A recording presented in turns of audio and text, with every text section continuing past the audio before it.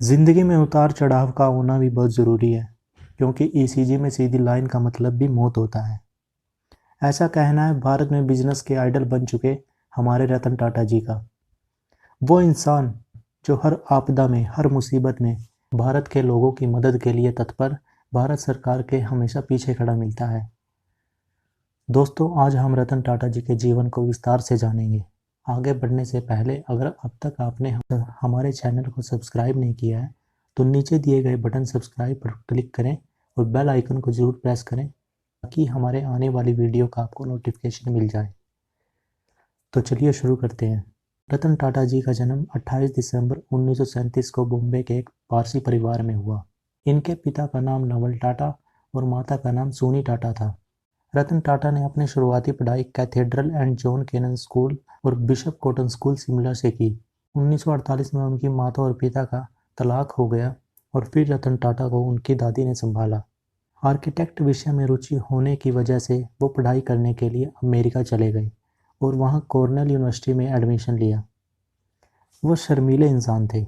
अपने टाटा सरनेम को भूलकर वो खुद के बलबूते पे कुछ करना चाहते थे, इसलिए एजुकेशन ख़त्म होने तक उन्होंने खुद पैसे कमाए, जिसके लिए उन्होंने कभी बर्तन, कभी सफाई, ऐसे छोटे मोटे काम किए। 1959 में उन्हें बैचलर इन आर्किटेक्ट की डिग्री हासिल हुई। 1961 में उन्होंने अपने करियर की शुरुआत टाटा ग्रुप में टाटा स्टील कंपनी के सबसे निचले स्तर के काम से शुरू की। टाटा ग्रुप के नियमों के अनुसार 1970 तक वो टाटा ग्रुप की अलग अलग कंपनियों में काम करते रहे। 1970 में उन्हें मैनेजमेंट में प्रमोट किया गया। 1971 में रतन टाटा को टाटा ग्रुप की घाटे में चल रही कंपनी नेल्को का काम दिया गया, जो रेडियो और टीवी बनाने का काम करती थी। अगले 3 साल में रतन टाटा जी ने इस कंपनी को दोबारा खड़ा कर दिया और इसके शेयर्स को 2% से 20% तक पहुंचाया। पर इसके बाद देश में लगी इमरजेंसी और आर्थिक मंदी के कारण नेल्को कंपनी बिल्कुल बंद हो गई। यह रतन टाटा जी के जीवन में आने वाला पहला सबसे बड़ा फेलियर था। 1975 में रतन टाटा ने हार्वर्ड यूनिवर्सिटी से मैनेजमेंट की डिग्री हासिल की।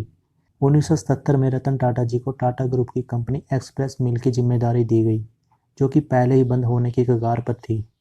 रतन टाटा ने कंपनी को बेहतर करने के लिए मैनेजमेंट को कंपनी में 50 लाख इन्वेस्ट करने को कहा, पर मैनेजमेंट ने ये करने से मना कर दिया और कंपनी बंद हो गई।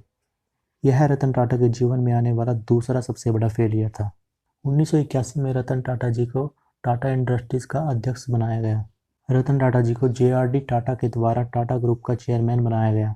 टाटा ग्रुप पहले से ही पैसेंजर और दूसरे व्हीकल बनाती थी, पर 30 दिसंबर 1998 को टाटा ने पूर्ण रूप से भारत में बनी हुई पहली कार इंडिका लॉन्च की। शुरू में यह कार लोगों को बहुत पसंद आई, पर 1 साल के अंदर यह फ्लॉप हो गई। यह रतन टाटा जी का ड्रीम प्रोजेक्ट था, जिसको पूरा करने के लिए उन्होंने बहुत मेहनत की थी और इससे नुकसान भी बहुत हुआ। तो कंपनी के साझेदारों और वर्करों ने रतन टाटा जी को अपना कार व्यापार किसी दूसरी कंपनी को बेचने के लिए सुझाव दिया। चूंकि यह नुकसान रतन टाटा जी के ड्रीम प्रोजेक्ट से हुआ था, तो वह ये बात मान गए और अपने साझेदारों के साथ वह फोर्ड के मालिक बिल फोर्ड के पास पहुंचे। 3 घंटे की मीटिंग के बाद बिल फोर्ड ने रतन टाटा जी का मजाक बनाते हुए कहा कि अगर तुम्हें कार बनानी नहीं आती थी तो इस बिजनेस में तुमने इतना पैसा इन्वेस्ट क्यों किया? हम तुम्हारी कंपनी को खरीद कर तुम पे एहसान कर रहे हैं। रतन टाटा जी को यह बात बहुत अपमानित लगी और वह तभी मीटिंग छोड़कर बाहर चले गए। उसी समय वह अपने साझेदारों के साथ वापस भारत आ गए, क्योंकि उन्हें अपने अपमान का बदला लेना था। कुछ समय की रिसर्च के बाद और मेहनत के बाद रतन टाटा जी ने इंडिका का दूसरा मॉडल लॉन्च किया, जो कि लोगों को बहुत पसंद आई और इस कार में उन्हें मुनाफा हुआ। 2 वर्षों के उतार चढ़ाव के बाद टाटा मोटर्स का बिजनेस ऊंचाइयों पर पहुंच गया। वहीं फोर्ड ग्रुप अपनी जैगुआर और लैंड रोवर कंपनी को लेकर घाटे में चल रही थी और 2008 आते आते दिवालिया होने की कगार पर थी। तभी रतन टाटा जी ने बिल फोर्ड को लैंड रोवर और जैगुआर खरीदने का प्रस्ताव भेजा और बिल फोर्ड ने यह स्वीकार कर लिया। वो वैसे ही अपने साझेदारों के साथ रतन टाटा जी के ऑफिस पहुंचे जैसे कभी रतन टाटा उनके ऑफिस पहुंचे थे।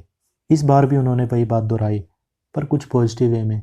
उन्होंने कहा कि आप हमारी कंपनी को खरीद कर हम पर एहसान कर रहे हैं।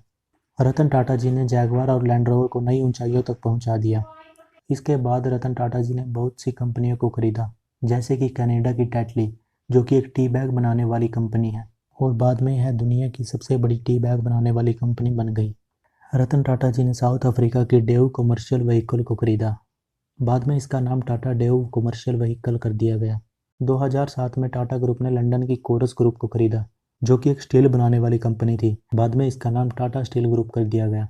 इंटरनेट की ताकत देखते हुए टाटा ग्रुप ने कई ऑनलाइन कंपनीज में भी इन्वेस्ट किया, जैसे कि Ola cab, Paytm, Xiaomi, Lenskart, Snapdeal, Zivame, BlueStone, क्याजुंगा.com, अर्बन लैडर। 28 दिसंबर 2012 को रतन टाटा जी ने अध्यक्ष पद से इस्तीफा दे दिया और साइरस मिस्त्री को नया अध्यक्ष चुना। थोड़े समय के बाद रतन टाटा जी ने साइरस मिस्त्री को पद से हटा दिया और खुद अध्यक्ष बन गए। दोस्तों, आपको एक और बात बता दें जो बहुत ही कम लोग जानते हैं, रतन टाटा जी अब तक कुंवारे हैं। अब टाटा ग्रुप का बिजनेस इतना फैल चुका है, दुनिया भर में उनकी 100 से ज़्यादा कंपनियां हैं, जो कि 150 से ज़्यादा देशों में ऑपरेट करती हैं, जिनमें 7 लाख से ज़्यादा एम्प्लॉयज़ हैं।